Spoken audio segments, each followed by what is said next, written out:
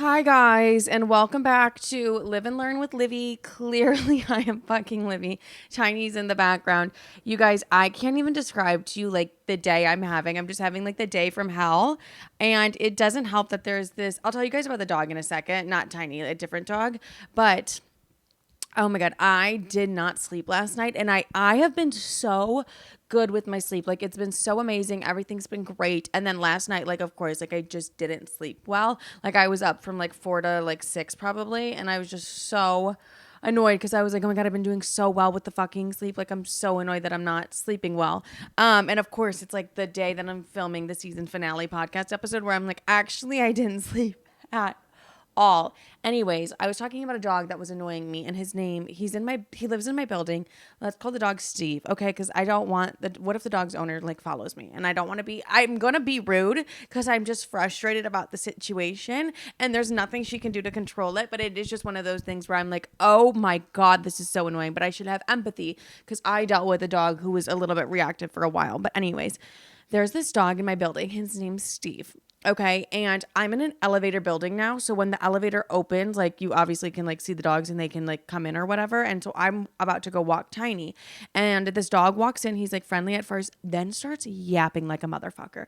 And she looks at me and she was like, is he neutered? Like, is Tiny neutered? And I was like, no. And Tiny's not neutered because one, he is about to be 5 years old. Number two, he came to me as a stray. Like, he came to me not neutered, and he doesn't have any sexual urges. Like, he doesn't hump or do anything like that. And he really doesn't have like testosterone where he's like mean to other dogs or anything like that. So I'm like, no, like he's not, there really is no need for me to get him neutered. And also that would be $2,000 out of pocket. Insurance doesn't cover that. So that just seems like an unnecessary thing when the dog doesn't hump anything and he's not aggressive. So I was like, no, he's not neutered. And he was like, she's like, oh, that's why Steve is barking. Steve was attacked by a dog that wasn't neutered. Okay. So I'm like, oh, okay. Steve doesn't just bark though. Steve like, oh, in the fucking small ass elevator. I'm like, I literally hate Steve. And then anytime, and then this is the night I actually met up with my ex-boyfriend. Like, I'm walking Frenchie. Steve notices Tiny again, yapping. And I'm like trying to say to her, like, they can meet. And like, cause Tiny's very friendly. Like, he really likes other dogs. And I was like, maybe Steve just needs to like meet him or anything like that. But honestly, now I'm like, I don't want Steve to do anything to Tiny. Cause Tiny gets like anxious. He's like, why is the dog fucking barking at me? I'm like, mommy doesn't know, baby. Mommy doesn't know why the dog's fucking barking at you.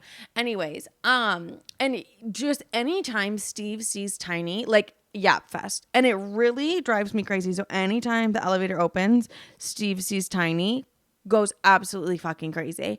And it's to the point every time I text Sissy, I'm like, I hate Steve. Steve is my worst enemy in this building right now. Steve is driving me absolutely fucking nuts because it just is like me and Tiny are calm and chill, and then I can't. I did have a dog like that once, so like let me be respectful. Tiny used to be very like reactive, but we worked on that, babes, because we were not going to deal with that. Oh, I was like, where did my fucking podcast episode go? Anyways, okay. This week's podcast episode is going to be the season finale of season 1 of Live and Learn. So I never did seasons with Midday Matcha because I was just like, oh, I'll just do a podcast every single week. Why not? Like, who wouldn't? But it comes to a point where it's like, ooh, girl, I am burning out a little bit. So I think it'll be good for me to sit and rest. So I'm planning on coming back with season 2 around sometime in January. Like, it'll be back by the new year. But I was like, let me sit and really process, like, where do I want the podcast to go? I feel like I just want to reflect on it. Like, what was working? What wasn't working? What do I need to add? What do I need to take away? Tiny is so funny to me. He's just staring in the background if you're watching on YouTube. And so with that being said, I wanted to do a big year reflection of this year on the podcast because a lot happened behind the scenes. I feel like I gave you guys snippets, but you're probably like really confused. You're probably like, why is she like literally having mental breakdowns every single week? Anyways, mind your business. Oh, wait. Also, I'm seeing Wicked for Good tonight. I'm going to a screening with a brand, and I'm giving Alphaba colors. I'm giving Alphaba and Glinda like pink and green. Oh, pink and green's everywhere. Who would have known? Anyways, so last December we launched. Okay, I should tell you guys the backstory. So we had Midday Matcha for like years. We had Midday Matcha before I even had a following.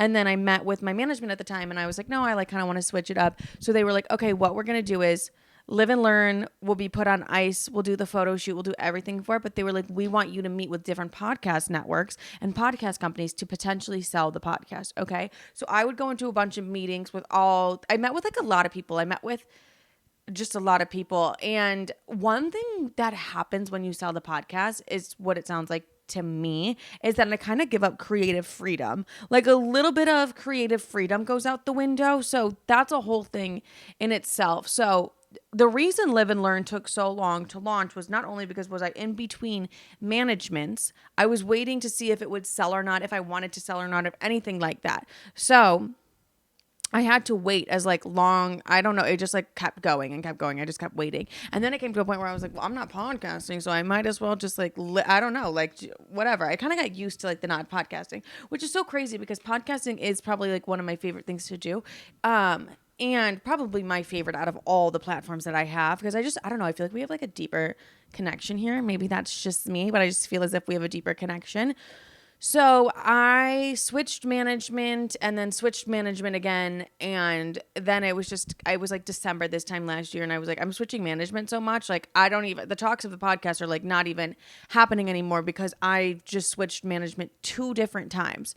So I was like, okay, whatever. And I was in my kitchen of my old apartment. I had just moved in. It was literally this time last year. And I was listening to my YouTube tarot card reader. And she was talking to me and she was like, there's a man in your life, but he's really distracting you from your career. Like there's things that you're subconsciously putting off and it honestly has to do with this connection. I'm like, oh my God. I'm like, it's this man that I'm talking to and it's about the fucking podcast. So in that moment I said, I'm launching this podcast in 2 weeks. I don't know what it was. I was just like, wait, this girl like actually hit it on the head. And I was like, I need to launch the podcast immediately. It would take for me to be like, oh yes, my TikTok tarot card or my YouTube tarot card reader said this. Fuck yes, I believe it. Like, let's go all in. But it was like in that moment where I was like, hold on a minute. Like, she's not fucking wrong. So I launched Live and Learn and wait, I'm sorry. I don't know why I just stopped. Also, we know the podcast, the base of it was like, I was like, I'm going to bring on guests. I soon realized I didn't like that. I soon realized I loved Midday Matchas so much because it was just me. And I don't know. I really do love solo podcasting. When I have a guest on, I don't mind like my mom, my sister, anyone like that. I also liked my psychic and like little things like that. So I'm open to bringing those kinds of people on. But every week for me to have a guest doesn't feel realistic to me really because I'm the one that's like booking and planning and doing all of those things. And I would say around February is like when my life kind of flipped upside down and like for the worst, babes. So the last thing I was thinking about was getting someone on the podcast, but I knew I needed to be consistent for the podcast. So I was like, okay, I'm going to just like still post my solo episodes in that. But like, I do feel like, January is kind of where I was like losing the plot. Like I wasn't obsessed with the guest. And the last thing I was focused on was like booking the guest because this is where the time where I entered fight or flight mode because I just switched management so many times. And then I switched to a management that just like wasn't a good management. And legally I had to be with them until I think it was like March, but probably April. And that like really fucked me. That like really fucked me horribly. And yeah, so I entered fight and flight because I was like, I only have enough money for rent each month and barely. Like I hit a financial low that I haven't like hit ever. And it was such a horrible time for me. I'm not going to lie to you guys because it was so draining. And I just sat there and I was like, wait, am I not even like meant to be doing this? Like, am I not meant to be doing social media or stuff anymore? Because how do I go from you're making all this money and everything's fine and like you're financially independent and like you're financially well off and all those things to a complete lull, like to the point where, because if I was still signed with this agency, so it was like if I did a deal, they still got 20% of all of it. Also, I don't like managing myself. Like that just came like I'm not someone who can manage themselves. I have friends who manage themselves and that's just not for me. But I went like way too long without like a steady income. Like I wasn't doing, and brand deals is like my biggest income. I wasn't doing those for like, and that's like anyone's biggest income as a creator. Like that's your main source of income. And like, since I was legally dealing with like all these other things, like there was nothing. There was literally nothing coming in, which was like, you literally sit there and you're like, well, if I'm not making money from this, like, am I meant to do this? And it was just a really hard period because it was like, I don't know, my identity just felt challenged in that time where I was like, I love this. I have worked my ass off to do social media full time. Like I am not a stranger to doing this when nobody's fucking watching. Like I am no stranger to that. And I felt like I had to get back to that core almost of like, you have to keep going through like these really hard times. Like you can't stop. And I didn't stop. I was posting my daily TikToks, my daily Instagram, my weekly pod. Seriously? I wasn't making the money like I was normally used to making, which was an adjustment.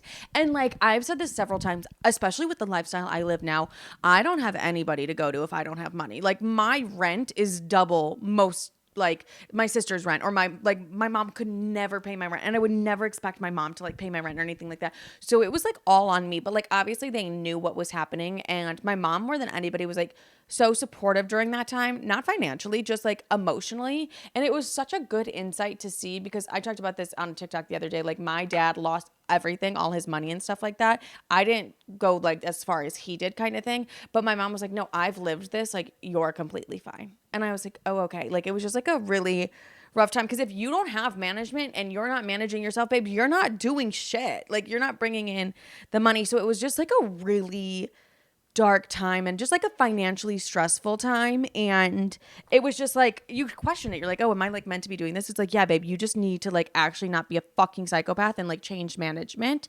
and you'll find your way back on that path that you're meant to. But it almost felt like the universe stripped me of like everything in my opinion, because that's just how it really felt. I mean, financial struggles, there's nothing like that. There's genuinely nothing like that. And then I also at the same time was dealing with processing the life that I thought I wanted for myself was something I didn't want at all. So like and what I'm talking about was LA.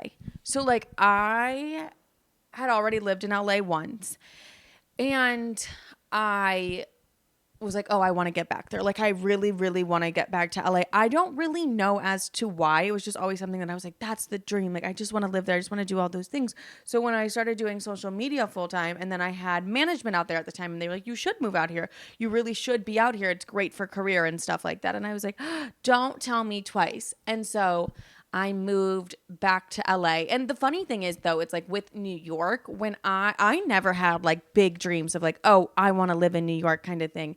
It was more where I was like, okay, it's either New York or LA. And I was like, oh, I'll do New York for like a couple years and then I'll like go and live my forever life in LA. That's just kind of like what I always planned. And so even when I moved to New York the first time, I was like, yeah, but I'm going to like settle in LA. Like I'm going to be in LA forever. Like I truly believed that.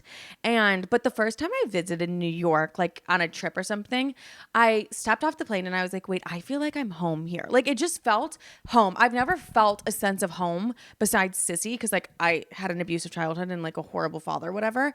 And, Sissy's only been my sense of home, but I remember walking down the street in New York and I was like, this feels like home. Like this like really feels like home to me. And so I knew I wanted to move there. So then I did move to New York and I moved with nothing to my name, bitch. Like probably low key shouldn't have moved, but I was like, I'm going to make it work. I'll do anything to make it work because I just felt like I should be there. And so that all happened. And then 2 years I spent in New York and then I was like, okay, it's time for me to go to LA.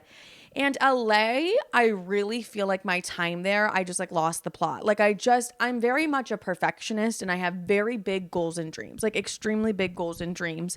And that's kind of how I've always been. And for me, it was really difficult to be like, okay, all these amazing things are happening, but I'm not at my goal and dream yet. Like I almost had like no patience and I feel like I was fully ego driven. So it was a mix of perfectionism and a mix of like, I know I'm meant to do amazing things. I know I'm going to do big things. I have to keep pushing, keep going. But I couldn't sit and just have gratitude for like the moment I was in. And like, I couldn't be like, wait, you're living a dream right now. Like you've been wanting to live in LA forever. And then it was around August. I moved to LA in January. It was around August where I was like, I think my energy is so much better in New York than it is LA. I just feel like I didn't mesh with LA the way that I had dreamed. So it was really unique to have a dream and be like, oh, wait, this isn't actually aligning with like what I saw for myself. Like I saw something so completely different. I saw myself living in LA forever. And I was like, wait, why do I feel like my energy is so much better in New York? And I just feel so much more myself in New York. And the best way I could describe LA is like, it felt like there was like a block in my way. Like, I don't know. I just couldn't progress further. And it just felt like there was a block in my way. And it really did feel as if LA was like kind of rejecting me. And I'm the type of bitch that I can make anything work. Like I could really make anything work, but it was more me coming home to myself and going, hey, this actually isn't working right now. And like, this is putting me so far out of alignment from my goals and my dreams than I ever even like realized, which is crazy because I thought this was the goal and the dream. And there was like a lot about LA that I just did not love. There was also a lot about LA that I really did love. LA is just very slow paced. I'm not a slow paced person. I'm very hustle, anxious. Like I'm very, let's go. So when it came to it and I was like, are you fucking kidding me? Like, I feel like my energy's back like best in New York. I felt very like distraught. And then the actions of like, basically I reaped the consequence of my own actions in LA of just being ego fueled. And it wasn't like I was like, fuck everybody, I'm better than everyone. That's not it. It was more like, I want more. I know I can do more. So I want more. And not being able to like sit and be present within myself and always wanting something more instead of realizing I'm living a dream right now really fucked me because I was operating out of ego and I wasn't operating out of soul. I also feel like I was just surrounded by people in LA who preferred me to operate out of ego. And like when I say out of ego, I really do just mean like almost rushing things and being like, I should be doing this right now. Like, why aren't you doing this yet, Livy? Like, you should be doing this. You should have this. Like, you should be doing all these things. And it was like, you're 24, about to be 25. Relax. So I feel like my frontal lobe really developed when I moved back to New York.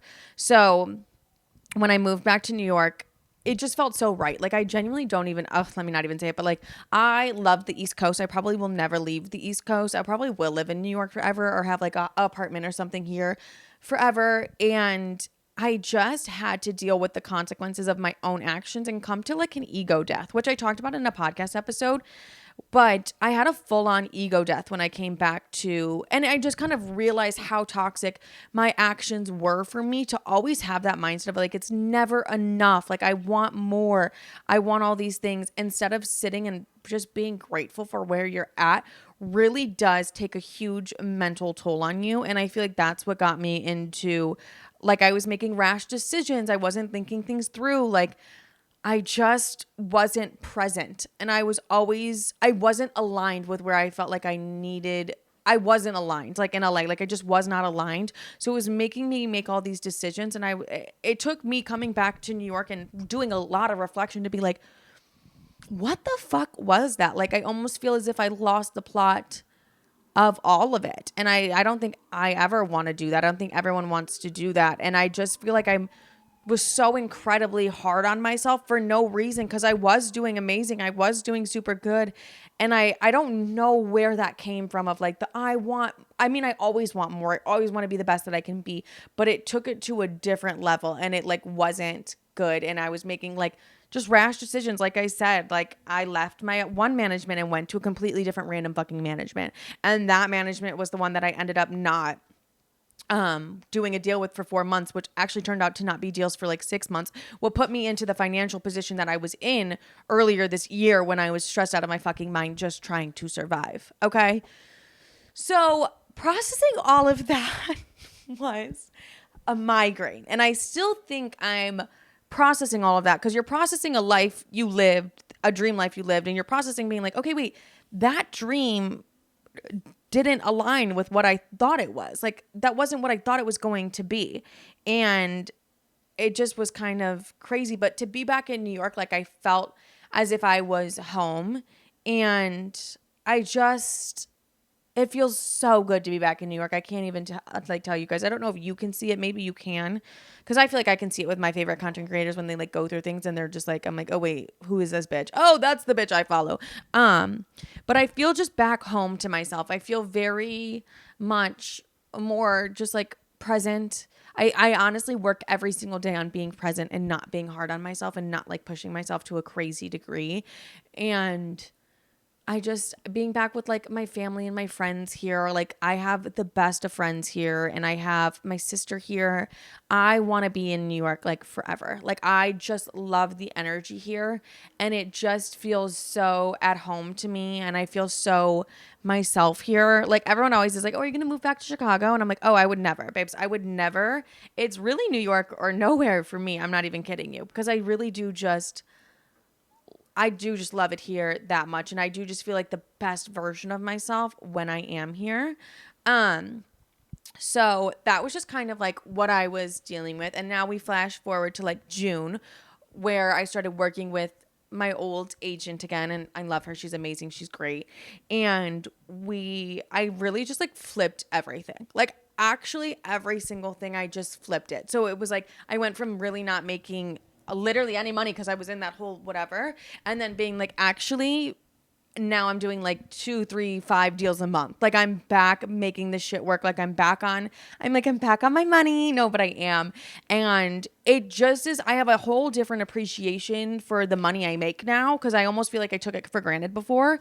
And this is a very lucrative job. And I just have so much more like gratitude. And I have so much more understanding of like where my money goes, where I want my money to go, what I want to invest in. Like instead of, I feel like I really was just kind of spending to spend and I didn't even realize that in LA. And then like coming back here I was like, oh, like no, I actually enjoy having a budget. I have financial goals I want to hit by like 29. Do you know what I mean? And so let's put this money aside for that and let's do this. And just really investing into my future, I think is like the biggest thing. So it feels so good to be back on my shit and just, but it was like a really rough season of just like, I don't even feel as if I'm meant to do this because I'm not having any monetary gain from this. And it just is like, it's so weird to be like, oh, I know that this works for me. I know this is such a huge industry, but right now I'm not. Obviously, I feel like if anyone wasn't making money, they'd be like, wait, what the fuck? So it was really just like getting back on track. And so now I feel like way more, I just feel stable. I just feel back on track. I'm not in fight or flight mode anymore.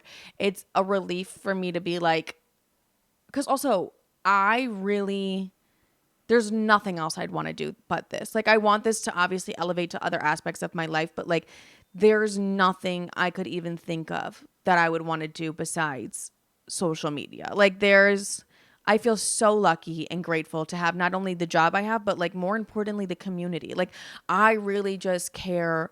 I feel like that's kind of what got me through everything is like having you guys and having a community and being like, okay, when I post, I feel connected to people and like, regardless of like the financial hardships and like the struggles I'm going through in my personal life, my why still stays the same. My why of like bringing people laughter and humor on like their darkest days or even like bringing women like self-confidence and love for themselves, like that's always going to stay. Like that's always going to be there. So when the moments are so low and you sit there and I'm like, should I even be fucking doing this anymore?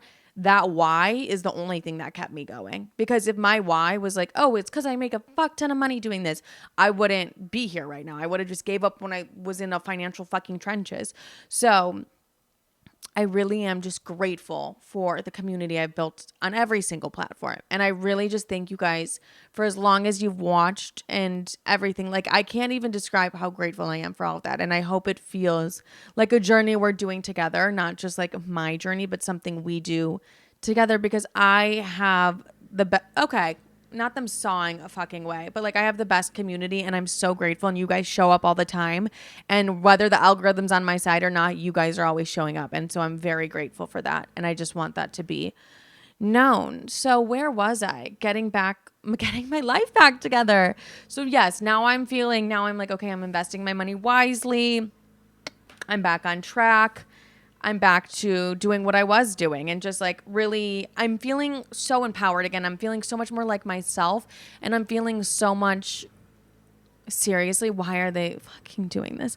I'm I almost want to get into more alignment with myself of like, okay, so where do I see the podcast going? Like, there's certain things that I want for the podcast. For what are we fucking jackhammering? Who jackhammers anymore? And just also like what I want to present content wise for you guys. Like, I want you guys to be like, oh, I sit and I watch this podcast, I feel fulfilled, or I feel like I got something out of it, or there's the laughter, or there's anything. So that's like why I want to sit and reflect on season 1 and then like move to season 2. And season 2 I'm excited for. I have some ideas and I think it's going to be really great. Anyways, a couple of days ago I went to the coffee shop and I really wanted to reflect on 2025. Are we in? Yeah, we're in 2025. I really wanted to reflect on 2025 and everything, like, and I recommend you guys doing this too. Like, I sat and I looked at my goals that I made for this year. Okay, am I aligned with those goals still? What do I need to do for those goals to come true? Or maybe I want to pivot. Maybe I want to shift that goal. Maybe actually, instead of losing weight, I want to actually build muscle. You know, like just little things like that. Do I have to pivot? So I sat with my goals. I sat with all the accomplishments I had this year, all the lows, the highs, and everything. And I really just reflected on all of it. And I was like, okay. And I recommend you guys do that as well. And then I do feel like I'm entering a new content. New content era. I feel like short form and long form, I do want to enter like a brand new era. So you'll probably see that from me as well. And one of the biggest things I feel like I reflected on, and I feel like is the best advice I can give you, is don't be friends with people who hate you. And whether you know it or not, eventually you'll know it because it always comes to light, like the people that secretly hate you or just like hate you. I heard this girl's TikTok and she was like, being friends with someone who doesn't love themselves is very dangerous, because if someone doesn't love themselves and you have something that they want, whether that be a career, a relationship, who knows, like a fucking Birkin, right? They are so much more likely to project and bring you down because they are jealous of where you're at, and not even jealous, I guess just envious and resentful. Like, they have so much resentment towards you because you are where they want to be. And instead of being like empowering and love and all those things, it's a really dangerous game. And I feel like I've actually been friends with like a couple people who I think just like secretly hated me. Maybe I still am, babe. And I've just been like really reflecting on that. And some of the ways I feel like I can tell when someone actually didn't have like the best interest for me is like when they would make really special events that I had, or like big things that I was doing about them, just like even little things of like, just making those big moments about you, or just like even in a conversation putting you down and just saying negative and hateful things towards you. Like, I don't think that's normal in any friendship, and like I definitely think reevaluate that. And yeah, like I do just think if you're someone who's very confident, knows what they want, goes after what they want, and honestly lives like their dream life, or even regardless, and like people will see that, people will see the light in you, and they will always continuously like try and bring you down. So make sure you know what your circle looks like.